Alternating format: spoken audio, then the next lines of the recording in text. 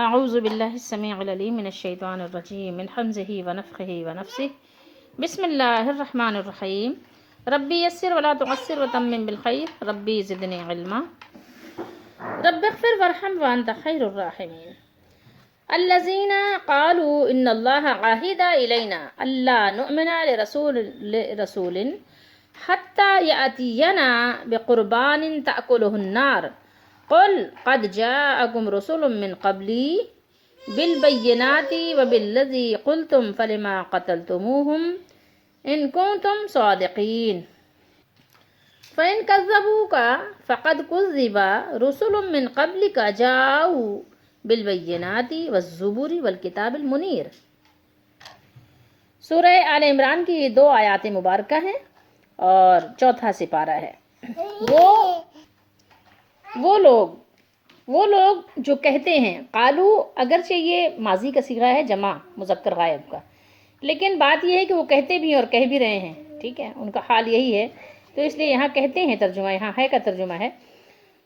اللہ نے ہم سے اقرار کر لیا ہے، کیا کہا انہوں نے کہ بلا شبہ اللہ نے ہم سے اقرار کر لیا ہے کہ ہم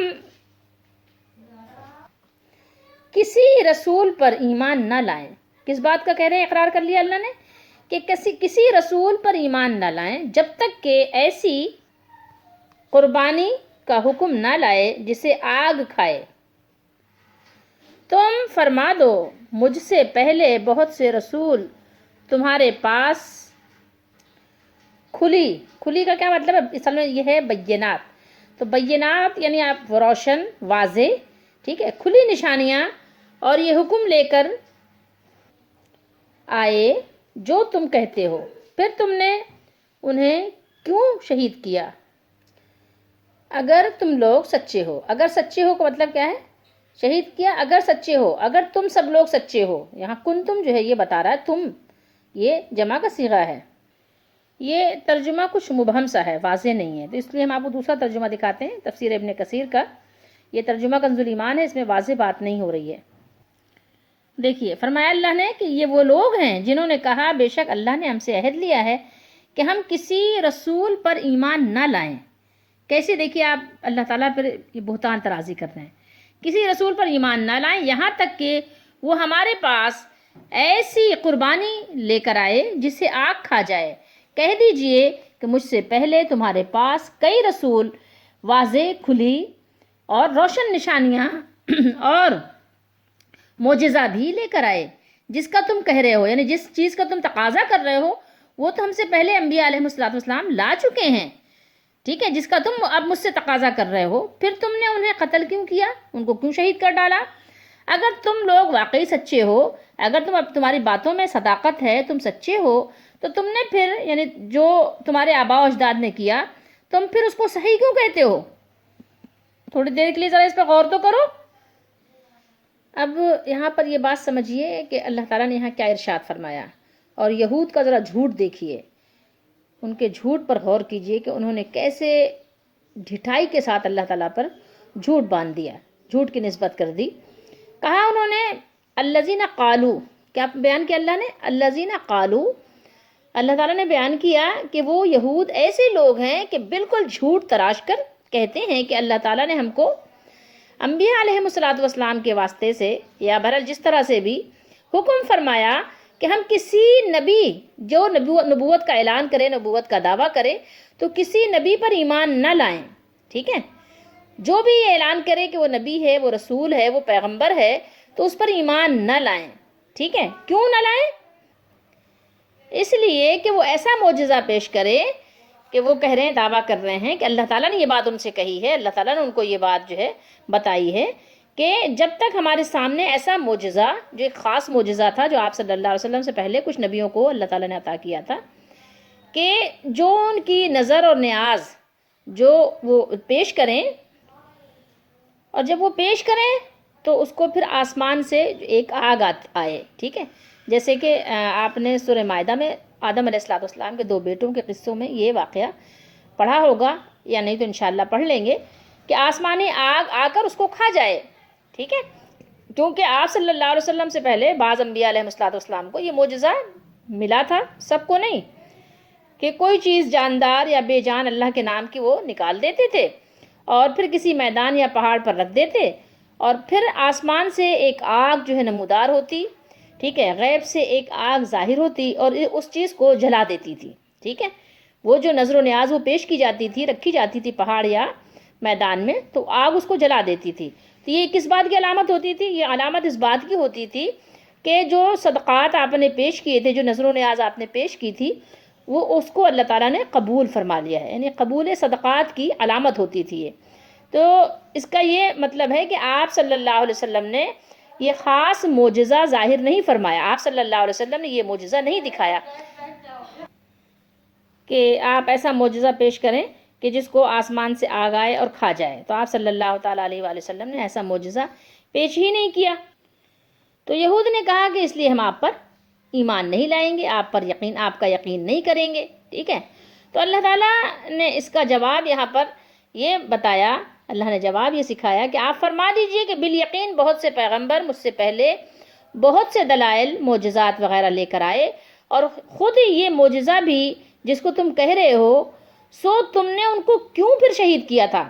اگر یہ تم واقعی یہ بات اپنی بات میں تمہاری صداقت ہے، سچے ہو، تو ان کو کیوں شہید کیا جنہوں نے یہ معجزات دکھائے تھے تم کو؟ ٹھیک ہے، تم اس بات کو ذرا سوچو کہ ان کو کیوں شہید کیا؟ اگر تم اس امر میں تو اپنی بات میں سچے ہو، سو اگر یہ کفار ہی ہے نا، کفار کیوں کہہ رہے ہیں ان کو؟ اس لیے کہ وہ کفار ہیں، ٹھیک ہے۔ یہ بات تو بالکل صحیح، جو اللہ اس کے رسول کی بات کو جھٹلائے اور جو ایمان نہ لائے تو وہ کافر نہیں ہے، تو کون ہے وہ؟ تو اگر یہ کفار، یہ لوگ آپ کی تکذیب کریں تو غم نہیں کیجئے، آپ کو غم کرنے کی ضرورت نہیں ہے۔ دیکھیے اللہ نے یہاں کیا بیان کیا، دیکھیے غور کیجئے، فرمایا دیکھیے اگر یہ جھٹلاتے ہیں آپ کو تو یہ کوئی نئی بات تو نہیں ہے، یہ نئی بات جو ہے بریکٹ میں ہے، لیکن بات یہی ہے کہ یہ تو ان کی پرانی روش ہے، پرانی عادت ہے، ٹھیک ہے، ان کا تو یہ پرانا جو ہے وتیرہ اور طریقہ ہے کہ یہ، اور آپ سے پہلے بھی جو رسول آئے وہ بھی جھٹلائے گئے، ٹھیک ہے۔ تو یعنی اللہ تعالیٰ نے آپ صلی اللہ علیہ وسلم کے یہاں تسلی عطا فرمائی، آپ کو تسلی دی کہ یہ آپ کے ساتھ جو کر رہے ہیں کوئی نیا معاملہ نہیں ہے، ان کے آباء و اجداد یہ ان کی روش پرانی ہے، یہی کرتے چلے آئے ہیں، انبیاء علیہ السلام کو جھٹلانا، معجزات دیکھ لینے کے باوجود نئے نئے معجزوں کا تقاضا کرنا، ٹھیک ہے، اور اس کا جو ہے مطالبہ پیش کرنا کہ ہمیں یہ معجزہ دکھائیں، ہمیں یہ معجزہ دکھائیں، ہمیں یہ معجزہ دکھائیں۔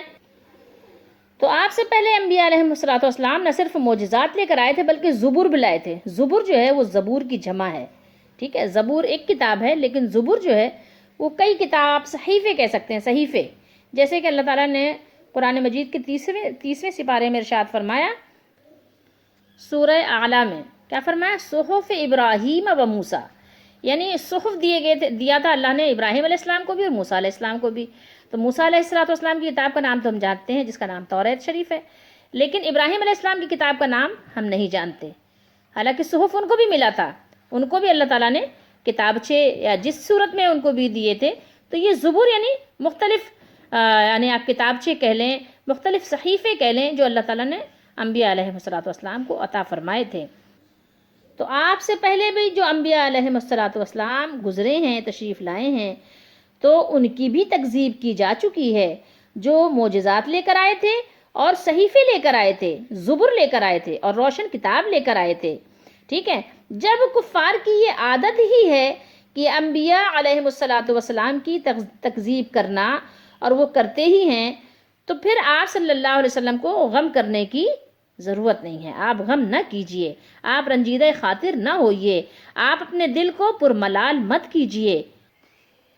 اللہ تعالیٰ نے یہاں پر یہود کا جو ہے جھوٹ، بہتان بیان کیا ہے کہ انہوں نے رسول اللہ صلی اللہ علیہ وسلم کی تکذیب کرنے کے لیے یہ ایک ہیلہ پیش کیا تھا، ایک انہوں نے بہانہ بنایا، اور پچھلے انبیاء علیہ السلام کے زمانے میں یہ جو طریقہ تھا کہ صدقات کے مال کسی میدان یا پہاڑ پر رکھ دیے جاتے تھے اور آسمانی آگ ان کو آ کر کھا لیتی تھی، جلا دیتی تھی، تو یہی علامت جو تھی وہ صدقات کی قبولیت کی ہوتی تھی۔ رسول اللہ صلی اللہ علیہ وآلہ وسلم اور آپ کی امت کو اللہ تعالیٰ نے یہ خصوصی انعام دیا، یہ اللہ کی رحمت سے، اللہ کے فضل سے یہ نبی کریم رؤوف الرحیم صلی اللہ تعالیٰ علیہ وآلہ وسلم کو یہ اور آپ کی امت کو یہ انعام دیا، یہ آپ صلی اللہ علیہ وسلم کی خاص امتیاز ہے، آپ صلی اللہ علیہ وآلہ وسلم کے کچھ خصوصیات میں سے ایک خصوصیت یہ بھی ہے، یہ امتیاز بھی اللہ تعالیٰ نے آپ کو عطا فرمایا تھا کہ جو یعنی مال کا صدقہ ہو